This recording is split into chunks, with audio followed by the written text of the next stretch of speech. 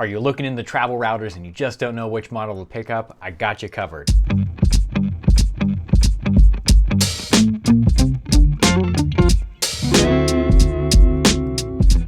Welcome back to David Does, where we take a look at the latest travel and photography gear.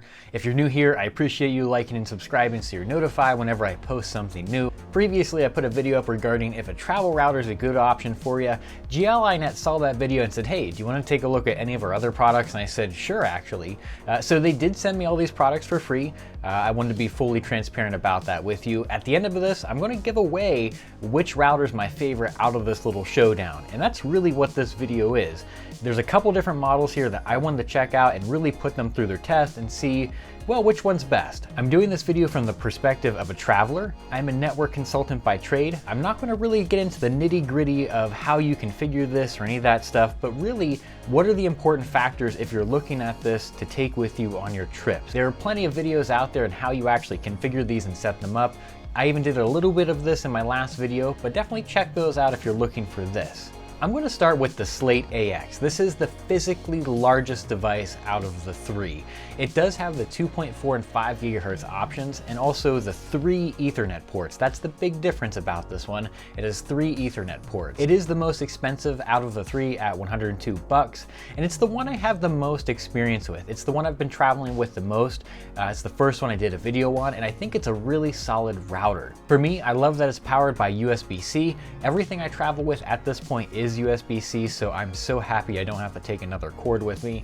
It also has the USB-A port, which you can plug your phone into and use it as an LTE tether. And of course, it works fine for everything. Just like the other one we're going to talk about in a minute, it does have an external antenna set that flip up, so it has a little bit of a better signal from what I could understand.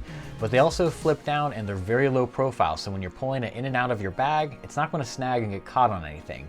That being said, GL.iNet does have this external case for these devices. They sent me one, and I'm going to include that in the giveaway at the end, simply because I really don't need it. If you're going to put this thing in like a checked bag and it's going to leave your, your side, it would be a nice extra peace of mind just to make sure it's not going to get broke. But honestly, it's just added bulk. I'm not going to use it. Hey, maybe you can get some use out of it. The second one here is the Berryl AX. This is the one they're most famous for. Linus Tech Tips, Crosstalk Solutions. A lot of YouTubers have already put out really in-depth videos on this one. It seems to be kind of the best of both worlds. It has 2 Ethernet ports and they're both 2.5 gig, which is a really fast Ethernet port. And honestly, 2 Ethernet ports is like the best number in my opinion. I normally plug one into the Ethernet port in the hotel room and then one into my laptop, and that's about it. The 3 that the Slate AX has is nice, but that's really purpose driven. So if you need 3 of them, of course, that's probably the one for you, but for most people, this is the best one. Along with the 2.4 and 5, it does have the latest version of Wi-Fi 6 inside of it, not Wi-Fi 6E, so not 6 gigahertz, but it does have Wi-Fi 6 built in, which is a nice touch. Of course, it does still have that USB-C plug. Again, that's a big thumbs up from me. And also the USB-A port, which you can plug your phone into. What I really like about this one, it's cheaper than the Slate AX at only $79. And honestly, it has more horsepower built into it. It has the faster Ethernet ports, it has the better Wi-Fi on board. And it also just has more horsepower for things like VPNs. If you don't know much about VPNs, do make sure you check out that last video because I explain kind of how that works and why this is important for you and the security of all of your personal data. The third one we're looking at here, I really had high hopes for. It's called the Mango. It's a really small router. It looks great.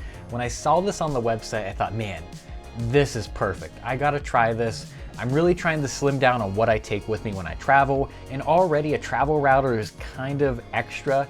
And I thought, man, this small one could be the key.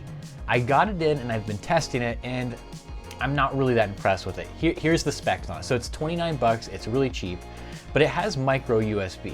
Already that's a thumbs down because I don't want to carry around a cable just for this. Additionally, it's slow. It has 2 10100 Ethernet ports and it only has 2.4 gigahertz built in. So if you use it as a repeater, it's going to be even slower.